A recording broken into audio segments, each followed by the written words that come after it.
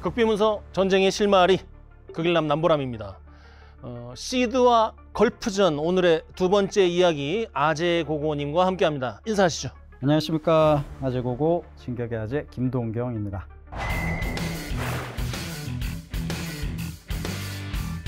지난 시간에 시드 한마디로 적의 미사일, 레이더 등의 방공망을 무력화하는 작전이다 이렇게 말씀을 해주셨고, 파괴와 무력화가 무엇인지도 구분을 우리가 해봤던 것 같습니다. 구체적으로 사막의 폭풍 작전에서 이 시드 작전이 어떻게 계획되었는지, 실행되었는지, 이후의 평가가 무엇인지 면밀하게 살펴보겠습니다. 극비문서부터 한번 살펴볼까요?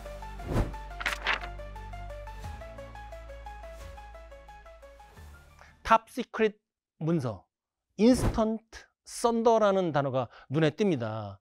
이라크 공중 전역 인스턴트 썬더, 날벼락이란 뜻인가요? 와, 마른 하늘의 날벼락이다.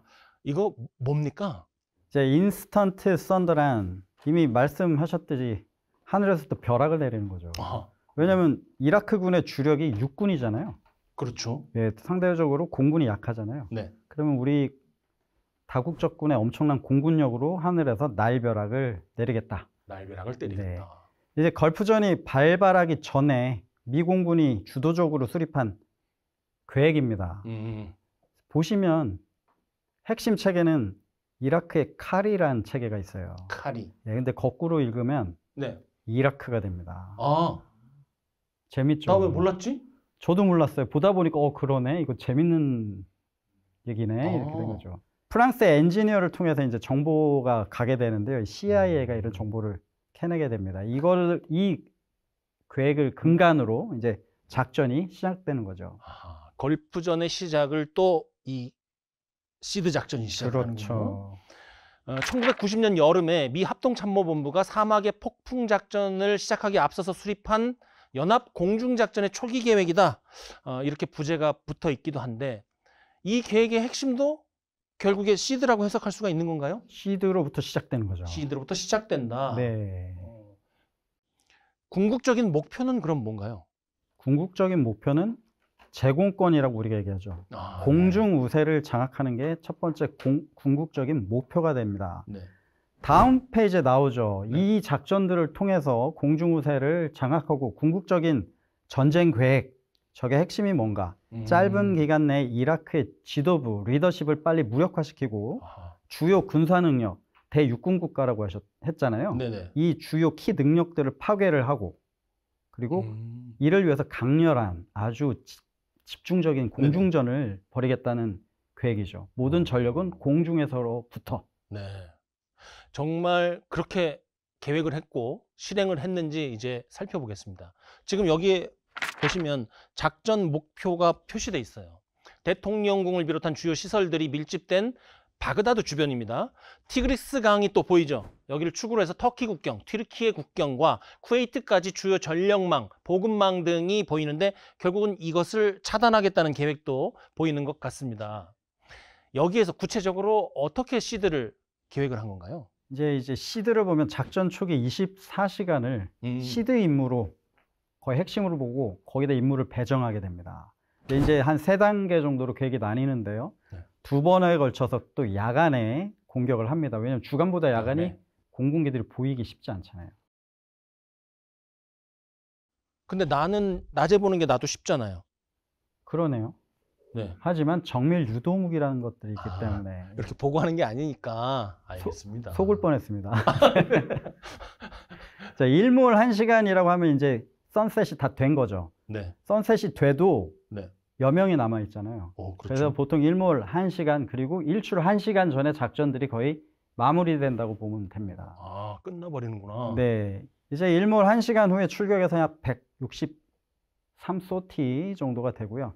적의 방공망, 시드죠, 레이더 기지, 그리고 적의 리더십, 핵심 지도부까지 타격을 합니다. 왜? 시드라고 해서 그런 곳으로 가기 위해서 타격을 하지만 리더십부터 때려서 적의 전쟁의 의지를 말살하겠다는 것도 같이 들어있는 거죠. 그러니까 지금 이 국면은 그 전에 베트남전이나 우리가 다루었던 시드 작전의 초기와는 차원이 다른 거예요. 달라지는 거죠. 적의 리더십이 어디 있는지도 이제는 파악할 수 있고 적의 리더십을 과감히 제거할 수 있는 정치적인 의지도 있는 상황인 거죠. 그렇죠. 자, 그때 1차 공격에 시드 전력이 60대 정도 들어가 있다고 보면 문서에 나와 있고 2차 공격에는 29대 이 정도가 들어간다고 얘기한 것 같아요. 네.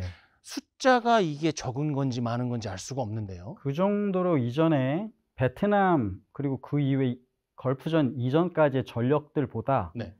전투기 성능들이 많이 발전을 하게 된 거죠.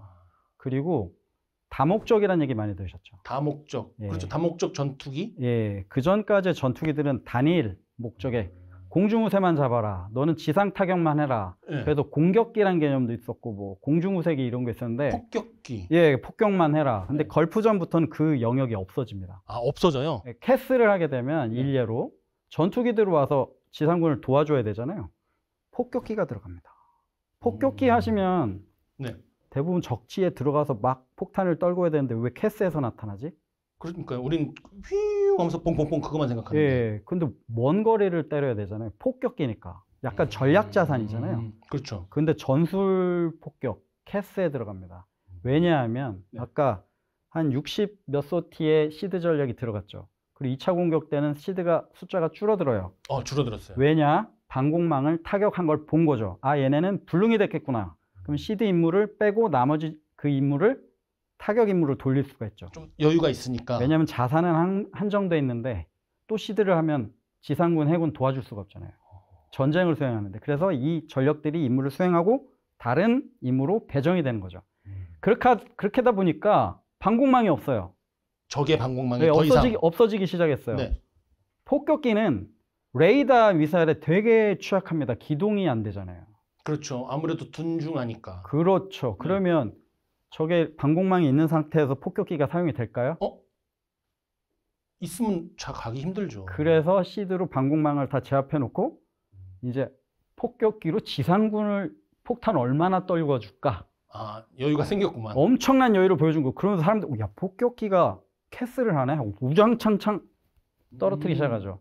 그러면 내가 지상전 전장에서 전투를 하고 있는데 폭격기가 와서 캐스를 해준다. 그러면 이거는 시드 작전 끝났구나. 그렇죠. 공중우세는 우리 것이구나. 그거를 팁에서 보신 거. 왜 B-52가 와서 네. 캐스 작전을 하네?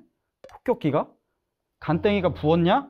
TV에서 본 그 장면이 그거라는 거죠. 그렇죠. 이미 우리는 공중우세를 장악하고 있다는 것을 보여준 거죠. 자, 그러면 이런 작전을 실시할 때 우리가 계획이라든지 아니면 뭐 준비에 대해서 지난 시간에 다루었어요. 뭐 타겟팅이라는 얘기도 나왔던 것 같고 또 미리 계획하는 뭐 우리가 이제 전문적인 용어로 뭐 프리-ATO라고 하나요? 네. 네, 프리-ATO라든지 ATO 사전에 해놓은 계획, 실시간에 바꾸는 계획 여러 가지 계획을 얘기한 것 같은데 우리가 뭔가 시간표를 짜고 계획을 잡으려면 목표가 명확해야 되고 목표를 명확히 잡으려면 자기 철학이 있어야 돼요. 공군에도 그러한 철학이 있었기 때문에 방금 말씀하신 시드 계획의 발전이 있었다는 우리가 힌트를 찾아냈습니다. 네. 5개의 동심원 이론이라고 써 있는 것 같아요. 그건 또 어디서 보셨어요? 이것도 우리 작가님이 비밀자료 찾아왔잖아요. 비밀에서 빼오셨네요. 비밀이 해제된 문서만 우린 취급합니다. 5개의 동심원 이론 뭡니까 이게? Five Ring 파이브링. Theory 이론이죠. 네. 5개의 링이 있어요. 5개의 링. 나중에 이제 급비 문서를 보시면 네.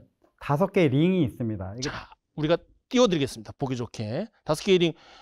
링은 그냥 누가 동그라미 쳐놓은 것 같은데 어쨌든 이것이 지금 보셨는데 Focus, What we would target. 네. 자, 5 ring이라서 링이 이렇게 있다고 했잖아요. 네. 저 링이 아니고 아니에요? 저기 저거는- 동그라미 쳐놔갖고 저건 줄 저거는 알았네. 내가 봤어 하고 한 거고 네. 그게 아니라 링이 우리 화살 타겟 네. 관역 있죠. 관역. 10점, 네. 9점, 8점 동심원이 그렇게 5개가 있다는 겁니다. 이렇게. 예. 그거는 요거 뭔가 맞았다 틀렸다가 아니고 포커스를 하는 느낌이 나는데요. 지금 what we would target. 포커스 집중해라. 네. 이게 5링의 개념이 들어있는 거예요. 여기에도. 예, 영어를 잘 하시니까 지금 잘 보셨을 거예요. 5 ring이란 얘기는 없고 네. what we would target이란 얘기가 있죠. what we would target. 뭘 때릴래? 그렇죠. 여기가 말한 제가 전 시간에 말씀드렸던 타겟팅이라는 개념이 여기에 녹아 들어가는 겁니다. 전장에서 얻은 전운으로 감각적으로 알고 있던 것을 이제 이론을 넘어서 철학으로 만드는 거군요. 네. 멋지다.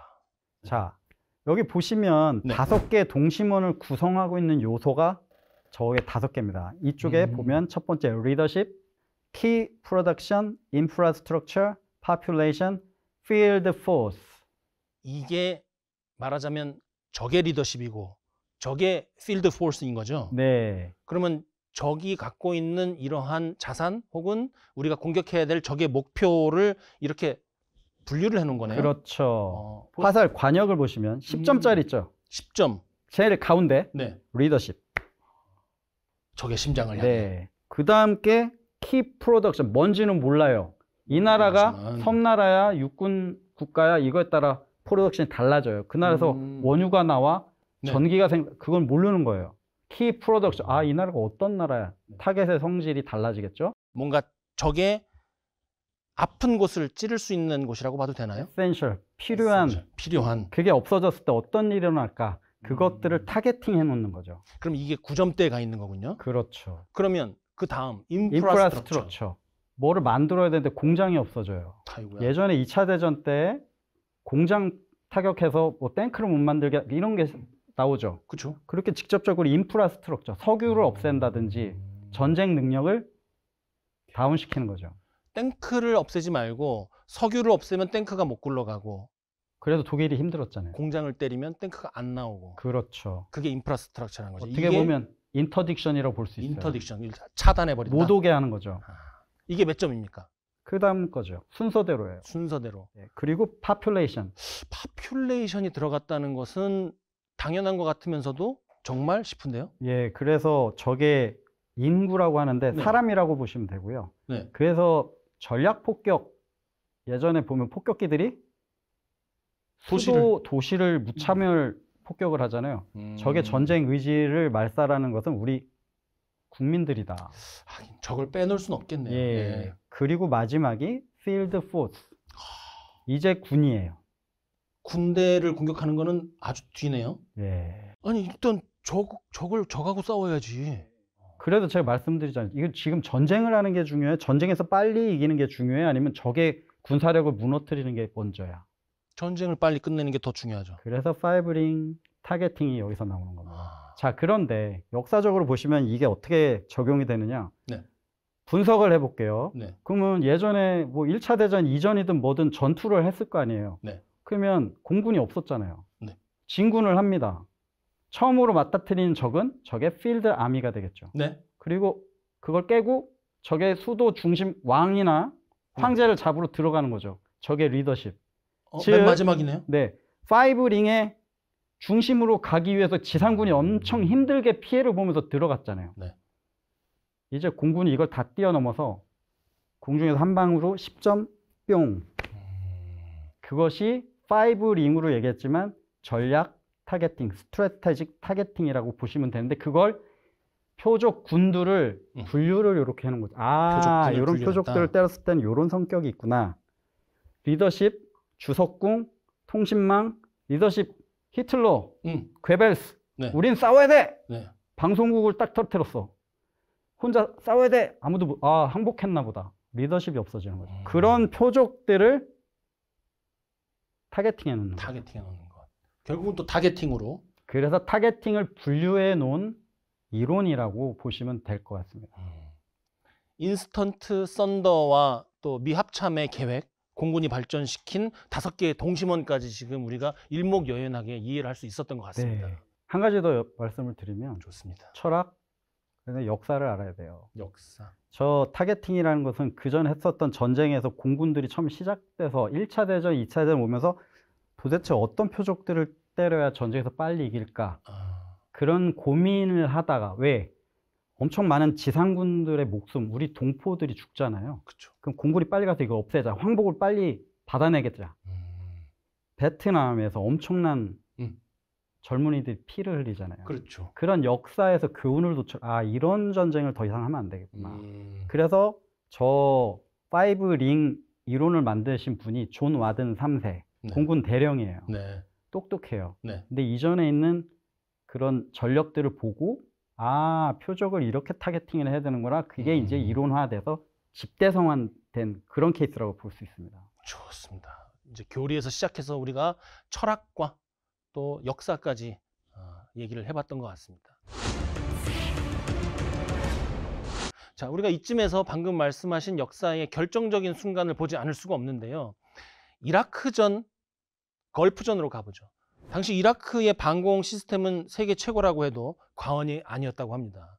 특히 수천 개의 레이더, 관측소로 이루어진 그 통합망, 그리고 소련으로부터 받았을 것이 분명한 소련의 발전된 기술, 이러한 것들이 모여서 도저히 여기를 뚫고 공중전을 할 수 없다는 그런 절망적인 평가까지 있었는데, 어느 정도 이라크가 전자전 능력이 강화되었길래 이런 절망적인 평가를 했던 건가요?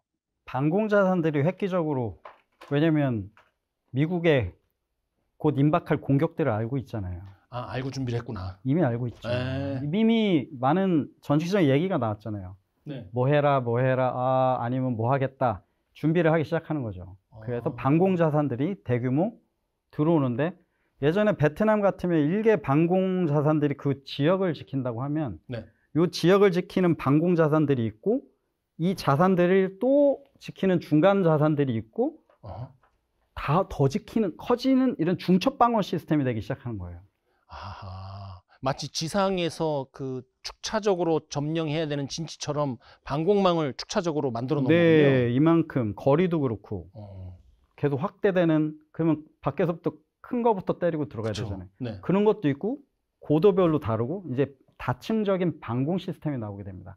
그런데 아까 키 노드라는 게 있어요. 키노드. 이런 시스템이 작동을 하는데 어떤 것이 적의 약점이 될까? 나한테 주어진 폭탄이 3발이라면 네. 뭐를 때려야 될까? 이게 바로 효과 기반 작전의 하나죠. 그렇죠. 권투할 때 아무데나 때리면 다운되는 거 아니거든요. 네. 관자놀이라든지 명치라든지 뭐 리버샷이라든지 이런데 노드가 있는 거거든요. 네.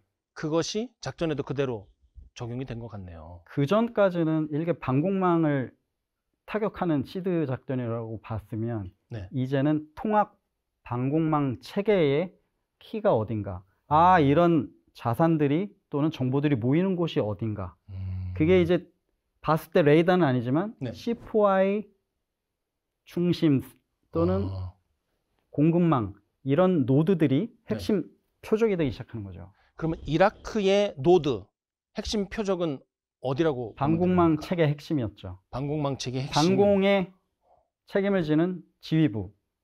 그리고 그 시스템이 무력화되면 개별 방공 시스템으로 쪼개지겠죠. 네네. 거기서도 또 개별 방공 시스템의 키노드들이 있겠죠.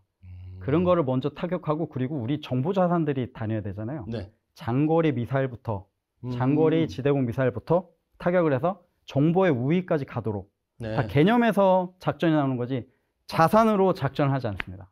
그러면 이라크전 당시에 이라크가 그러한 기술들을 스스로 발전시켰다고 보기는 어려울 것 같은데 소련의 도움을 받았어요. 소련의 도움을 받았군요.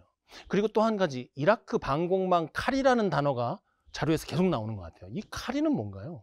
통합 방공망 시스템은 이제 일컫는 얘기인데 명칭을 하나 만든 거죠. 이건 새로운 거야, 칼이. 근데 똑같습니다. 어떤 노드든지 방공망 체계는 비슷하게 설계가 되어 있거든요. 이름이 그렇게 되기 때문에 작전명에서 이 체계를 없애자. 네. 작전명이 자꾸 나오기 시작한 거죠. 뭐를 없애야 돼? 그게 뭔데? 거꾸로 읽으니까 이라크구나. 이라크를 지도에서 없애줄까? 이런 얘기가 나오는 거죠, 이제. 네. 우리가 지금 확보한 이 자료에 보면 이라크 당시에 칼이라고 불렀던 그 방공망에 대해서 나오는 것 같습니다. 그럼 이 칼이라는 방공망의 통제 시스템, 핵심 시스템은 어떻게 구성되는 건데요? 사실 이 방공망이라고 하는 게 지역센터하고 중앙센터로 이렇게 나뉘어집니다. 근데 이제 이라크는 5개 지역 분권적인 섹터가 작동을 하고 있었고요. 이것을 전체적으로 하나로 묶는 중앙 방공 시스템, 이 시스템 전체적인 구도, 지역도 되고 전체적으로 중앙 방공 시스템을 하는 이 역할하는 이름을 우리가 칼이라고 합니다. 그러면 결국 이렇게 나눠지는 분권화되는 섹터들 또 센터들에 의해서 120대의 항공기를 동시에 추적할 수 있었다. 우리가 이렇게 이해를 하면 되겠네요. 그렇죠. 중앙 시스템이 그런 역할을 하게끔 도와준 거죠. 그러면 이제 이해가 갑니다. 이 이후부터는 여기에 연결돼 있으니까 SA2 미사일이 날아가고 SA3 미사일이 날아가고 여기서부터는 자동화된 거잖아요. 그렇죠. 자동화되기도 하고 수동화되기도 하는데 그건 이제 지역 섹터의 범위를 넘어가는 표적들이 오면 중앙 분권적으로 어디 섹터 같이 해. 네. 이런 지휘를 해주는 시스템이라고 보면 됩니다. 이게 뭐 그냥 우스운 게 아니네요. 그리고 그것 말고도 우리가 그 방공 화망을 구성하는 보병도 있을 것이고. 그렇죠. 마지막 섹터를 지키는 마지막 네. 여기는 아까 이런 분도 있어야 되고 다 네. 있는 거죠. 예. 포대도 있을 것이고요. 그렇죠. 지금 이 모든 내용이 지금 확보한 이 문서에 들어가 있고 보면 이제 2급 비밀, 시크릿으로 지정돼 있다가 해제가 된 문서인 것 같습니다. 그럼에도 불구하고 여기에 빈틈을 찾아낸 것이죠. 자, 여기 내용을 보면 이라크군의 전자전 자산이 이란군의 레이더와 지상 통신망을 단기간에 효과적으로 교란했다 이렇게 평가가 나와 있어요. 그런데 해군에는 전자전 능력이 없다시피 했고 저주파에도 약했다 이런 표현이 나와 있거든요. 여기에서 우리가 생각해 봐야 될 것은 아까 120대를 추격할 수 있고 소련과 프랑스의 기술이 들어왔고 SA2, SA3 다 나가고 그것도 동시 자동 추적 시스템이 다 돼 있고 당시 이라크군은 강군이었어요. 세계 뭐 2, 3위? 그때 한 4위 정도 나왔을 거예요. 4위 정도 수준. 공군 전력은 어땠을까요?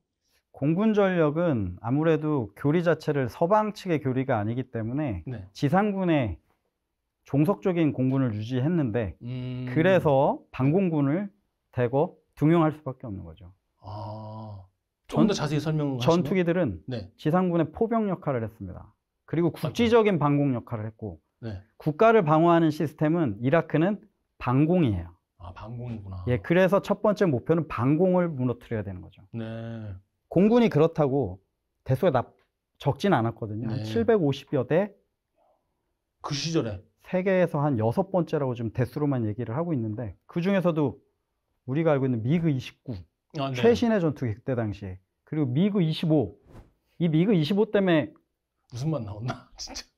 미그 25 때문에 네. 미국의 F-15가 나올 정도 이 고성능 전투기를 대거 가지고 있어요. 그리고 방공망 트리플 A 네. 거의 만문. 이건 못 들어와 이러면. 예, 네. 적어도 방공이 엄청 잘 되고 적어도 전술을 쓸 수가 없어요. 우리 탑건 보면 적어도 들어가잖아요. 네. 갓댐 죽으란 얘기예요. 저 해서 완전히 낮게 깔아가지고 네. 빠르면 못 쫓아오겠지 하면서 세게 가잖아요. 자, 탑건 얘기를 잠깐 드리면 그러면 영화인가? 왜 적어도 작전을 썼냐면 네. 탑건에 나온 방공 전력들은 다 미사일이에요. 네. 그건 고고도로 들어오는 전투기에 대응하기 위한 거예요. 네. 저고도로 내려갔을 때 이 미사일들은 격추를 할 수가 없어요. 원거리에 들어온 전투기를 고고도에서 맞추려고. 그래서 그쵸. 저고도 침투를 하는 겁니다. 그러면 거기에다 트리플 A를 박아놔요. 저고도. 그렇죠. 방공망 있잖아요. 네. 이거는 저고도 침투하는 전투기들을 막으려고 오는 거거든요. 근데 트리플 A를 방어하기가 쉽지 않아요. 미사일은 보고 회피라도 가능한데 총을 어떻게 봐요? 그걸 좀 설명을 해야 될 것 같아요. 그 총으로 쏴서 전표적으로 맞추는 거라고 일반인들은 생각하거든요. 요 총은 아니고요. 네. 대공포가 네. 레이더로 유도해서 쏘는 거죠. 네. 그리고 공중에서 퍼지면서 그걸 맞추는 개념이 아니라 올만한 곳에 미리 탄막 사격을 산탄시켜 놓은 하는 다음에 거예요. 예. 거기를 통과하면 맞는 비행기가 거예요. 맞는 거잖아요. 그래 보이지도 않아요. 어떻게 피해 그걸? 어떻게 피해요? 그래서 전술들이 고고도로 올라갑니다. 아예 더. 차라리 미사일을 피하자. 그래서 시드로 미사일을 까고 들어가자. 네. 대공포까지는 우리 못 가요. 그래서 중고도 작전이 시작됩니다. 네. 이게 적의 위협 때문에 공군의 전술이 중고도로 간 겁니다. 중고도로 간 겁니다. 네. 그전에는 저고도 작전을 했어요. 그렇다면 그것은 우리가 탑건의 얘기고 우리가 구분할 수 있는 여러 가지 상황의 얘기고 지금 이라크는 다 갖춘 거잖아요. 네. 트리플 A도 갖추고 미사일도 있고 방공망도 튼튼하고 여기를 연합군이 어떻게 뚫고 들어가나요? 시드 작전을 어떻게 실시합니까? 그래서 중고도 작전을 수행을 합니다. 왜? 중고도. 1000피트 이하의 트리플 A는 우린 적으로 취급하지 않겠다. 왜? 무기도 한정돼 있잖아요. 네. 이걸 어떻게 다 처리하고 갈까? 우리는 1000피트 이하로 안 내려올게. 모든 작전은 1000피트 이상. 트리플 A의 위협은 작전. 중고도 작전을 하면서 그거는 위협에 우리가 상정을 하지 않겠다. 그럼 우리의 위협은 다 전략 미사일, 지대공 미사일이 되겠죠. 그래서 시드가 들어가는 겁니다. 초반에. 시드가. 예. 시드가 들어갈 수 있는 여러 가지 자산이 있잖아요. 이때는 주로 어떤 기체들, 어떤 모델들이 활약을 했을까요? 이제 우리의 와일드 위즐기들 F4G 그리고 F16 CJ F16. 예, 함 타겟팅 파드까지 달고 있고 거기에 F117 스텔스 전투기도 들어가고요. 네. 그리고 해군의 E6 브라보 프라울러 브라보. 전자전 전력이 여기 들어갑니다. 그리고 공군의 EF111까지 네. 모든 전력이 총망라가 돼서 적의 방공망 시스템 중 샘 네. 그리고 통합방공 시스템 그 주요 노드를 두들긴 거죠. 그 궁금한 게 하나 있어요. 우리가 전자전 하면 회전익도 여기에 많이 역할을 하잖아요. 회전익 전력은 안 들어갔나요? 회전익 전력 이제 국지적인 전자전을 하겠죠. 지상군을 지원하기 위해서 적 지상군의 통신망을 교란하거나 제밍하는 역할을 하는데 이 큰 전자전 전력들은 뭐냐면 전자전을 하려면 네. 나의 파워가 세야 돼요. 그 헬기같이 작은 전력 가지고는 전자전을 할 때 거리가 많이 안 나겠죠. 네. 그래서 이런 파워가 큰 센서를 가진 전력들이 F111 같이 이 정도면 파워가 세겠구나 해서 네. 전자전이 그런 비행기로 됩니다. 자, 그러면 지금 시드 작전이 들어갔습니다. 중고도 이상에서만 작전을 해서 네. 가지고 있는 장점을 최대화시켰고 또 지상전의 작전을 위해서는 회전익도 일부 들어가서 작전을 한 것 같습니다. 우리가 그토록 좋아하는 F117도 들어가서 지금 작전을 한 것이죠. 네. 그리고 아까 말씀하셨던 해군의 도움도 물론 당연히 있었겠죠. 토마호크 미사일이 날아가는 장면을 뉴스에서 저도 봤던 것 같습니다. 이 정도가 되면 바그다드의 방공망이 마비가 됐다고 우리가 볼 수 있는 건가요? 네, 방공망만 마비가 된 게 아니라 전원이 다 차단됩니다. 작살내버린 거예요? 밤이 아직 암흑이 된 거죠. 그러면 이거는 시드 작전이라고 굳이 볼 필요가 없이 그냥 초토화 작전 아닌가요? 이 정도면? 그래서 시드는 퍼센트가 얼마 안 되지만 공중 우세를 장악하기 위한 일부의 임무라고 볼 수 있고요. 이게 공중 우세와 더불어 적의 5링 중에 가장 중심에 있던 것을 초 1파에서 같이 공격을 함으로써 적의 의지를 다운시키는 거죠. 1991년 1월 17일과 18일로 가보겠습니다. 이 양일간 쏟아졌던 AGM-88 함 미사일, 네. 이게 100발이 쏟아졌다고 하고요. 토마호크 순항 미사일이 288발, 288발이 쏴졌다고 그래요. 제가 왜 여기서 흥분하냐면 방금 말씀드린 함 미사일이 당시 가격으로 28만 달러예요. 한 발에. 토마호크는 130만 달러입니다. 110만 달러짜리도 있고 130만 달러짜리도 있고 이거는 여러 가지 모델이 있는 거니까요. 이거를 합치면 아주 러프하게 4억 달러 왔다 갔다 합니다. 이게 이틀간 쏜 미사일, 특히 함하고 토마호크만 합친 거예요. 다른 거 날아간 건 치지도 않았어요. 이틀에 4,400억 원. 4,400억 원을 갖다 때린 거예요. 많이 썼나요? 엄청난 거죠. 별로 안 쓴 거죠. 왜냐하면 우리가 이게 별게 아닌 것 같이 느껴지는 이유는 오늘날이기 때문이에요. 왜냐하면 여러분 영화 아바타 아시죠? 최근에 나온 아바타가 제작비가 5,200억 원이에요. 그러니까 이게 우리가 영화 산업이라든지 자본주의가 너무 커져서 그런데 4,000억 원을 이틀에 태웠다.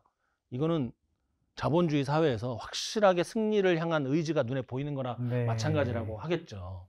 이 함 미사일하고 토마호크 미사일이 어느 정도나 대단한 위력을 갖고 있는지 간단히 설명해 줄 수 있으세요? 토마호크는 제가 설명 안 드려도 이미 영화나 이런 데 많이 그쵸. 나오죠. 그냥 그쵸. 예, 때리는 그런 건데 이제 함은 중요한 건 이 함의 파괴력이 높진 않아요. 레이더만 무능화시키면 되잖아요. 그렇죠. 그러니까 파괴력은 그렇게 세진 않은데 중요한 건 정확하게 레이더가 불능이 되는 거죠. 그다음부터 이게 중요한 게 때리고 또 때립니다. 왜냐하면 그 다음날 다시 건설을 하잖아요. 그러면서 정찰 전력, 건설이 되냐? 한 90% 올라왔어? 또 네. 때립니다. 네. 약올루지롱. 네. 이제 작동이 안 되는데 90% 정도, 도미노. 네. 탑 쌓다 보면 네. 이만큼 해야 되는데 이만큼 했을 때 무너지면 다시 하잖아요. 다시 하죠. 이제 한두 개 남았는데 무너지면 나 안 해. 안 하지. 딴 거 하지. 그만할래. 시간에. 예, 포기하게 되는 겁니다. 방공 자산이 다시 재건설되는 게 포기하게 그런 역할을 한 게 함입니다. 그러면 함 미사일이 적에게는 지옥이겠고 아군에게는 천국이네요. 그래서 해븐이라는 얘기가 나오죠. 실제로 함해븐. 예. 함해분이라는 표현이 예. 진짜 있어요? 이제 적의 레이더가 어떻게든 막아야 되잖아요. 네. 무선 침묵만 하다가는 다 맞아요. 이제는 다 맞아. 그냥 때려요. 그리고 그냥 때리냐 깐 데 또 때려요. 아야 방어하자. 그 나쁜데 깐데 또 까는 거. 아, 예. 이거 전술용어입니다. 아니 깐데 또 까는 게 무슨 전술 용어예요? 어쨌든지 아까 간에. 얘기했죠. 90%또 아, 적의 의지까지.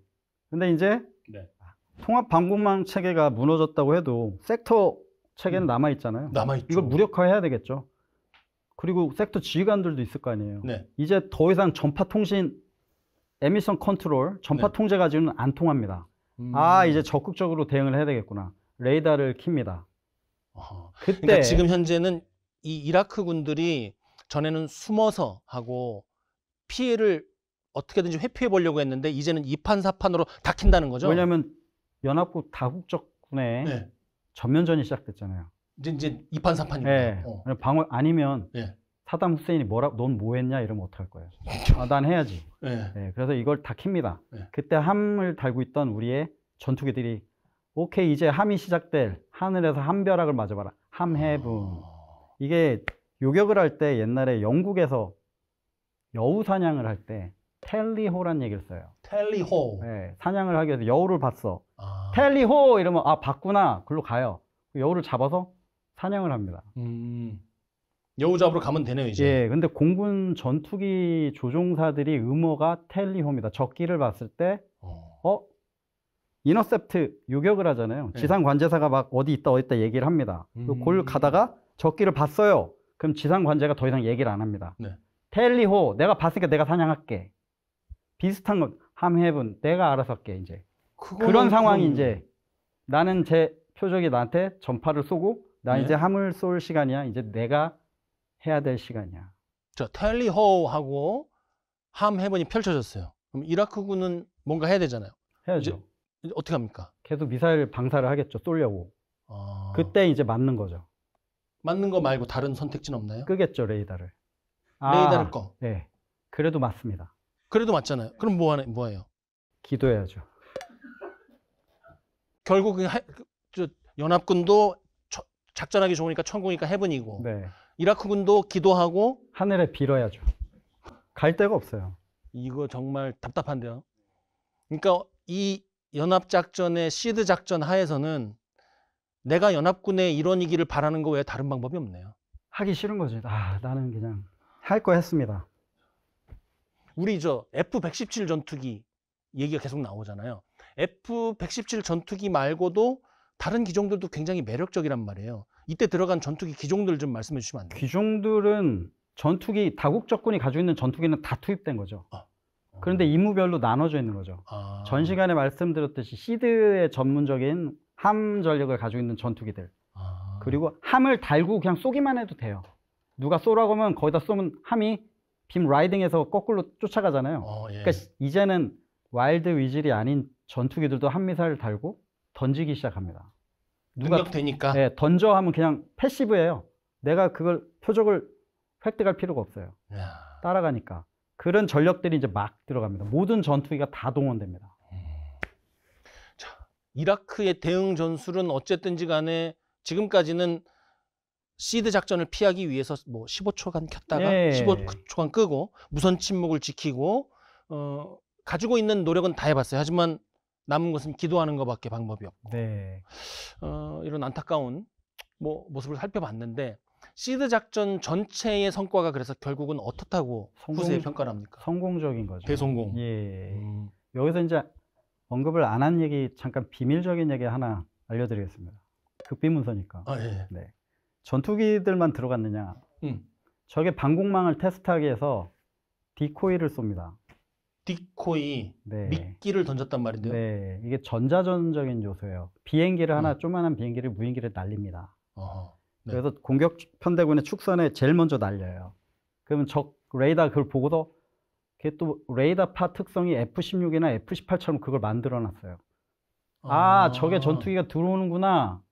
그러면 레이더를 막 킬 거 아니에요. 그렇죠. 그럼 뒤에 있는 우리 전자전기 중에서 적의 전자기파를 획득하는 그런 비행기들이 있어요. 엘린트라고 하는 비행기들이 있는데요. 이거 보면서 전자기파가 여기서 나오는구나. 아, 저게 샘 레이더는 저기 있구나 하고 또 알려줍니다. 그러면 우리 전자전기들이 그걸 무력화하고 네. 그리고 기존에 타겟팅했던 전력들이 있지만 갑자기 나온 전력들도 있을 거 아니에요. 있겠죠. 갑자기 나타나는 네. 거예요. 그런 걸 확인하는 거죠. 아, 여기서 전파가 나오네? 레디에이션이 나오네? 함 타겟팅 시스템에서도 그걸 보고 네. 엘리트가 보고 알려주고 그게 그 내용들은 또 그 다음날 좀 있다가 올 공격 편되고 나서 정보를 주죠.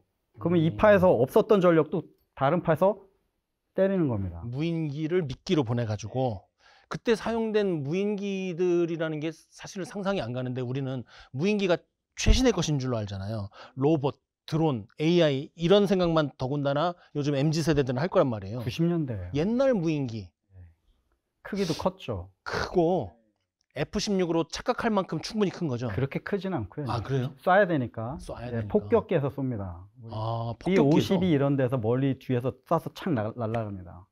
아, 지상 발사 시스템이 아니라 공중전이잖아요. 그런 걸 보내서 미끼를 봐서 파악을 한번 하고 그렇게 하는데 지금도 그런 걸 하고 그리고 이제 그런 수준이 발전돼서 지금 이제 뭐 인도, 파키스탄 보면 네. 드론으로 그런 걸 잠깐 하고 옵니다. 아, 이게 우리가 요 앞에 했던 컨텐츠에 아제르바이잔하고 아르메니아가 싸운 맞아요? 예. 자, 우리 얼마 전에 이거 살려줘. 아, 이게 우리 얼마 전에 했던 컨텐츠에 아제르바이잔 아르메니아 전투가 있었어요. 예. 둘이 교전을 했는데 아제르바이잔에서 어떤 수를 썼냐면 AN2기를 먼저 미끼로 갖다 썼어요. AN2기. 네, 네. 적의 위치를 발견하고 적으로 하여금 착각하게 만들기 위해서. 네. 이거 혹시 AN2기 가지고 이런 활용을 했다 하는 다른 첩보는 들은 적 없으세요? 비슷한 개념이죠. 디코이를 쓴 거죠. 근데 AN2기를 쓴 이유는 있을 거예요. 왜냐? AN2기가 레이더에 잘 안 걸려요. 그렇죠. 왜냐면 나무로 만들었거든요. 네. 그래서 엔진만 쇠라서 되게 적게 그리고 천천히 날잖아요. 네. 그리고 비행기가 싸죠. 그렇죠. 원래 농약 뿌리던 비행기거든요. 어... 그러면서 보면서 디코이 역할을 하면서 정보 수집도 하겠죠. 네. 떨어지면 고속는 게 아니잖아요. 우리 여기 또 보낼 게 디코이 역할이 고속는 비행기가 했느냐, AN2가 했느냐, 네. 드론이 했느냐. 하지만 작전은 똑같이 네. 시연이 되는 거죠. 지금까지 해주신 연합군의 시드 작전 능력, 이라크군의 그럼에도 불구하고 꺾이지 않았던 의지, 하지만 그 의지를 결국 꺾게 만들었던 압도적인 시드 작전의 능력과 전술, 칼이 통합 방공망이 왜 3일 만에 무력화됐다고 평가했는지, 48일 만에 바그다드 이내가 왜 초토화되었다고 얘기했는지 이제는 알 수 있을 것 같습니다. 한 국가의 수도 방공망이 마비가 됐다, 약화가 됐다, 무력화가 됐다는 것은 전쟁이 끝날 때가 됐다는 뜻 아니겠습니까? 이제 지상군이 들어갈 시기다. 깃발 꽂으러 이제 가야죠. 네. 자, 이라크의 전자전 방어망이 주는 그 교훈, 반면교사 삼은 교훈도 있었을 것 같아요. 이게 아까 말씀드렸지만 다층 방어 체계로 구성이 돼 있었잖아요. 네. 그리고 그때 당시 공군 조종사들도 이제 시드면 시드, 네. 전자전이면 전자전 하는. 그러나 나는 내 임무만 한다. 네. 그래서 지난 회에 SA2에 예, 예. 격추되는 그런 공격 편대군이 생기는 거죠. 왜냐, 적의 방공망을 너무 우습게 생각할 수도 있는 거죠. 네. 우리가 너무 압도적이다 보니. 하지만 아차하는 순간 피격이 됩니다. 그런 것도 잘 확인을 해야 되고 언제 살아날지 모른다. 무력화됐지만 다시 건설할 거 아니에요. 아차하면 살아납니다. 그 무슨 노래인가요? 그거 똑같은 거예요. 이라크전 끝까지 추격해서 무력화하고 경멸하지 않으면 다른 데서 살아난다고 말씀하셨잖아요. 아니, 저는 새로 난 트로트 어디 나온 줄 알고 제목을 물어보려고. 아차하면 살아납니다. 노래를 만드시죠 나중에. 네. 이라크의 그 전자전 방어망이 다층적으로 구성됐다고 하더라도 거기에 대응할 만한 그 노력, 시간을 들였다는 거 아니에요. 그렇죠. 그러니까 한 가지의 무기로만 하는 것이 아니라 한 가지의 기체로만 들어가는 것이 아니라 뭐 무기 같으면 재밍도 하고 함미사일도 쏘고 스텔스가 들어가고 크루즈 미사일이 날아가고 결국에 적이 다층적으로 방어하면 우리 우군은 합동과 연합으로 대응하면 된다는 그런 교훈을 얻을 수 있었던 것 같습니다. 자, 지금까지 두 번에 걸쳐서 시드 작전에 대해서 뭐 철학도 얘기해 주셨고 교리도 말씀해 주셨고 실제 작전 운용, 무기, 이면에 숨은 꼭꼭 숨겨놨던 비밀 이야기까지 보따리 다 풀어놓으셨어요. 시드 작전이 우리 시청자들 머리에 완전히 남게 마지막으로 전해주고 싶은 얘기가 있으신가요? 1타 강사 원하시나요? 원합니다. 네. 프로토스 커세어 아세요? 거세 알죠? 그게 시드입니다. 뾱뾱뾱 끝. 우리가 아까 한 미사일하고 네. 토마호크 미사일을 돈을 가지고 좀 분석해 봤어요. 네. 근데 4,400억 원이라고 했을 때 놀라기도 하고 뭐 감탄하기도 하고 너무 어이가 없어서 웃기도 했습니다. 이것은 4,400억 원의 승리가 아닐까요? 미국이었기 때문에 시드 작전에 성공할 수 있었던 건 아닐까요? 저것을 준비가 되지 않는 다른 국가가 미국이 성공했다고 해서 우리도 같은 시드 작전을 해야겠다고 시도하는 것이 사실은 봉황 따라가다가 뱁스에 가랑이가 찢어지는 꼴이 나지는 않을까요? 4,000억 원, 저거는 돈을 조금 쓴 겁니다. 그리고 미 공군이 이라크를 상대로 호기 부린 것도 있어요. 보여준 게 정밀 타격, 정밀 무장들 해서 걸프전 하면 와, 이제부터 PGM, 프레시전 가이드드 미슬의 시대다 네. 라고 얘기했지만 그 당시 미 군군이 보유한 정밀 유도 무기는 전체 양에 비해 보잘것없었어요. 그러면 저 시드에 저 정도 돈을 쓴 다음부터 공격 편대군이 가져간 거는 그 비디오에서도 일반 목적탄을 가지고 들어가요. 얼마 안 하죠. 그걸로 쑥대밭을 만드는 겁니다. 네. 이렇게 따지면 4,000억 원이 비싸다고 할 수 있을까요? 다른 측면으로 얘기를 해주셨어요. 전체 전쟁을 봤을 때는 이 정도 돈을 들여서 이제 쉽게 가는구나. 쉽게 가는구나. 그러니까 그 돈을 쓴다는 것을 우리는 또 군사작전의 눈치로만 이렇게 봤어요. 거기에 정치도 들어있고 미래를 향한 투자도 들어있는 거네요. 그렇죠. 근데 뭐 다층적으로. 영화 한 편보다 못하니 뭐 할 말은 다 했죠. 시드 작전을 가지고 지난주에 우리 삶에도 시드 작전이 필요하다고 얘기를 한번 해봤어요. 언제요? 마지막에 끝날 때. 그렇습니까? 네. 우리 삶에 뭐 MZ 젊은이도 좋고 우리의 동년배들도 좋고 우리의 삶에서 이 부분은 시드 작전을 하고 들어가야 당신의 삶이 평온하다. 당신이 목적을 이룰 수 있다. 그런 것을 비유적으로 한번 말씀해 주실 수 있을까요? 나 박사님 좋은 차 타시던데 돈이 네. 그렇게 보면 이제 돈이 많으실 거 아니에요. 네. 예. 제가 이제 시드 작전 안 했어요. 남 박사님 처음 뵀는데 돈 많으세요. 근데 내가 뭐 할 건데 돈 좀 빌려주세요. 네. 주겠어요? 오늘 처음 봤는데. 안 주죠? 그런데 좋은 차 타시네. 네. 돈이 좀 많겠는데. 다음에 또 만나서 제가 2번째 나오고 네. 3번째 나오고 4번째 나오고 커피 좋아하세요? 뭐 좋아하세요? 술 좋아하세요? 친해지는 거죠. 네. 근데 어떻게 하다가 제가 어때요? 남한테 좀 도와주실 수 있을까요? 아니면 제가 뭐 할 건데 투자를 할까? 그럼 얘기가 좀 달라지겠죠. 네. 안 달라지나 봐요. 아니요. 그래도 모르는 사람이 달라고 할 때랑 네. 친해진 다음에 좀 도와주실래요? 했을 때 또는 투자하실래요? 했을 때 마음이 좀 바뀌지. 아무래도 네. 해볼까 말까. 네. 여건 조성이 된다는 거죠. 네. 시드는 그런 겁니다.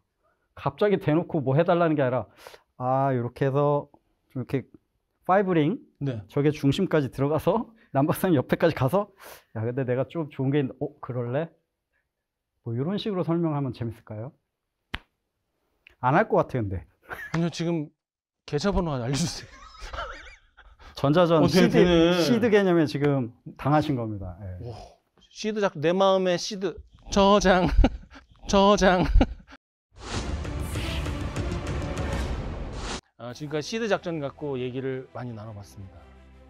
오늘 사막의 폭풍 작전을 중심으로 다뤄본 시드 작전의 실제 어떻게 보셨습니까? 1타 강사 아재 고검님과 함께 해봤습니다. 걸프전의 성공은 단순한 화력 때문이 아니었다. 그것은 전쟁의 시스템 이론을 적용한 결과였다. 1993년 엘리엇 코언이 작성한 걸프전 공군력 조사 보고서의 일부입니다. 걸프전에서 연합군은 모든 전력 분야에서 우세했지만 곧바로 공격하지 않았습니다. 신중하게 탐지하고 적을 방해하고 압도적으로 적을 제압한 후에야 본대가 들어가서 타격을 했습니다. 연합군은 물리력으로 싸운 것이 아니었습니다. 정보, 교리, 작전 설계로 싸웠습니다. 이것이 바로 우리가 얻을 수 있는 시드 작전의 전훈 중에 하나가 아닐까 합니다. 돌다리도 두드려보고 건너는 게 요즘 같은 세상의 지혜라고 하죠. 일상에서 유리한 상황에 놓였다면 한 번 더 확인해보고 진입해 보시는 것은 어떨까요? 그게 바로 우리 삶의 시드 작전 아닐까 생각합니다. 오늘의 이야기 여기까지인데요. 저희는 다음 시간에 더 새롭고 충격적인 문서를 들고 찾아뵙겠습니다. 오늘 함께해 주셔서 감사합니다. 감사합니다. 돈 빌려주실 거죠? 계좌 부르라니까.